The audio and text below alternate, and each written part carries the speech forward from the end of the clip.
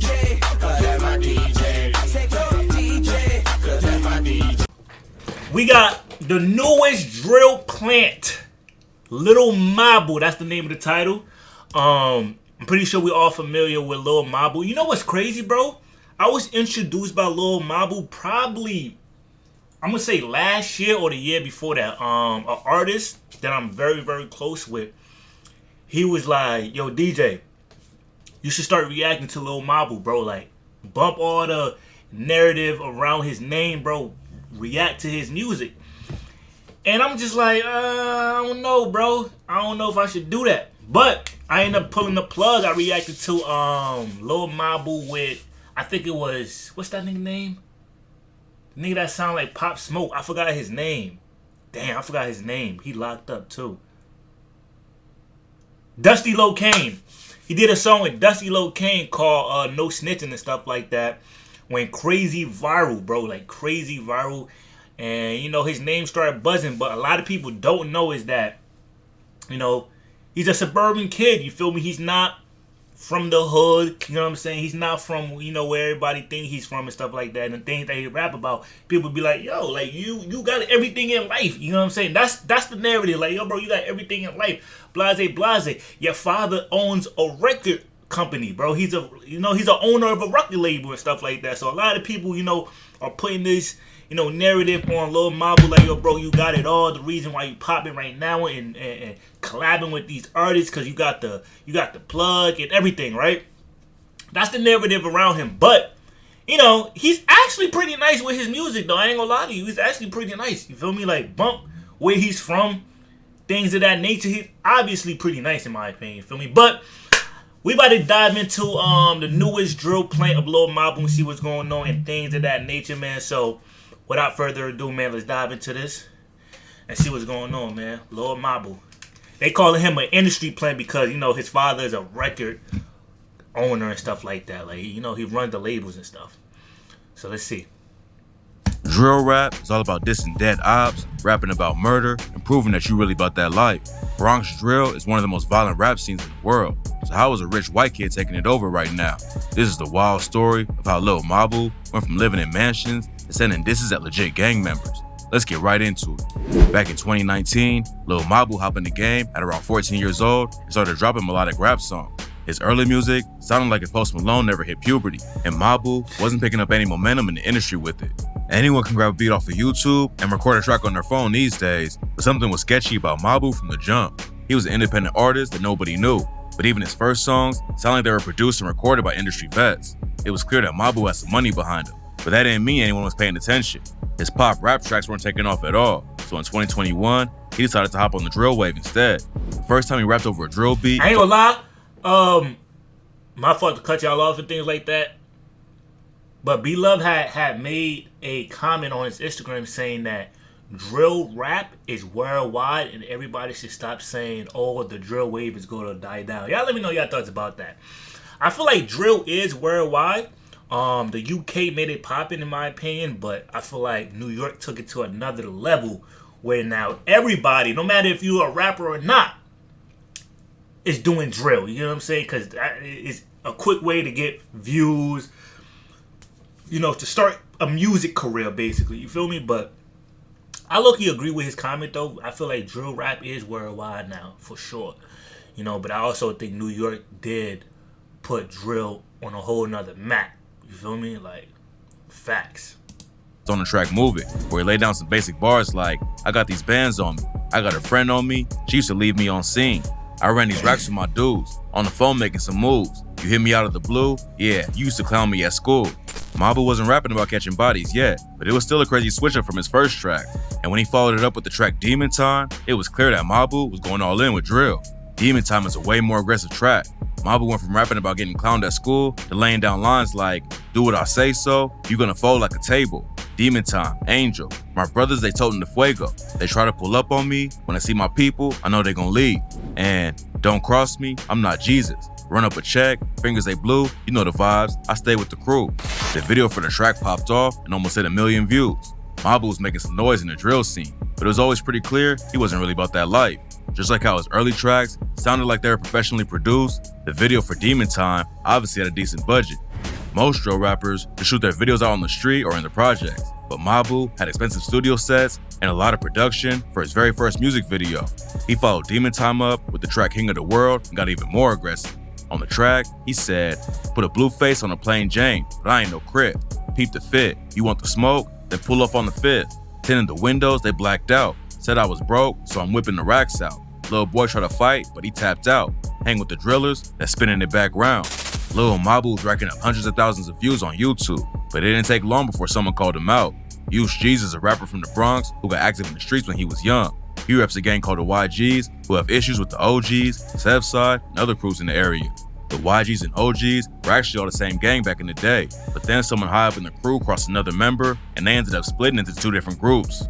Like most dudes in the drill scene, Yush was active in the streets before he started making music. He didn't start writing songs till he got locked up, but it didn't take him long to make waves in the Bronx. He dropped the track Dead Lokes in 2021 and racked up over 2 million plays. And that's when he started calling himself the face of the Bronx. Yush wasn't feeling a dude like Mabu jacking the drill culture, and they started sending shots back and forth on social media.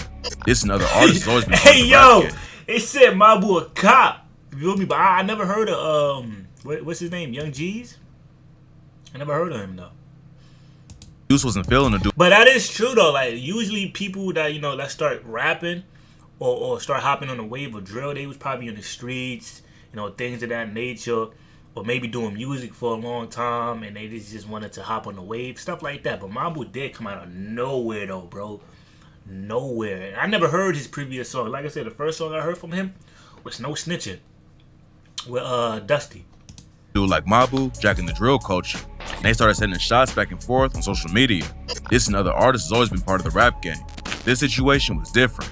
Dudes in the Bronx drill scene aren't just rapping about stories they made up in their heads. They come from a place where saying the wrong thing to the wrong person can get you killed. And it seems like Mabu don't realize that some people are really about that life, and it's not just an image they put on in music videos. Mabu took the beef to another level when he linked up with Yush G's op, Sha EK, for a diss track called Everyone K. Shaw's a Bronx rapper who reps the OGs, which automatically makes him op for Yush. But even though they rep rival crews, they didn't have any personal beef until Yush started calling himself the face of the Bronx. Sha sent a shot with the track Face of the What and said, "Yush G's, you the face of the Bronx? Like how? Words to my mother, you shot. We dropped a vid on the same day. We can see that I'm lit, and you not." Yush and Sha been going back and forth ever since. So Mabu linked up with Sha to send more shots at Yush. On the track Everyone K, Mabu said, "I don't mess with nobody. It's Everyone K. If you're looking for me, come and play. Say Mabu's a cop, but y'all talk to the Jakes. He a rat, got out the same day. You got knocked for a body, but they dropped the case. You a snitch, it's a shame. We smoking on B, and that's straight to the face. I said beat it, kicked him out the state." He also called Yush out by name and clowned him for getting his social security number leaked online with the bar, "Yush G's, where you stay? Let me send you a new pair of shades. Thanks for the SSN, I'm getting paid. Open 3 SBAs in your name." Hey, Yush was also exposed for yo! allegedly rocking fake designers. Mabu called him out and said, "Yush G's got the craziest fits. He be rocking one-on-one designer, so I gotta admit, I got no drip. He flyer. Yush G's got the craziest fits. Heard he shipping them straight out of China." Yush clapped back with the song In My Mood and said, "Lil Mabu a I know where you from. I just bought a new chop. Put the beam on a drum. You a kid. When I see you, you done. Duck 5 got kicked, trying to get him and run." Beefing with Yush just put more eyes on Mabu though. And last summer, he started running up crazy numbers with tracks like No Snitching with Dusty Locane. The video hit over 7 million views on YouTube, and the track ran up over 50 million plays on Spotify.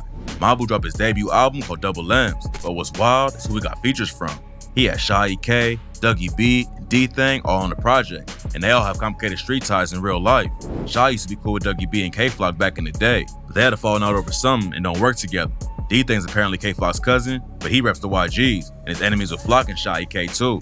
He sent a shot at Sha. Yo, there's so much going on in New York City, bro. Like, it's so much going on, bro. It's just unnecessary beef.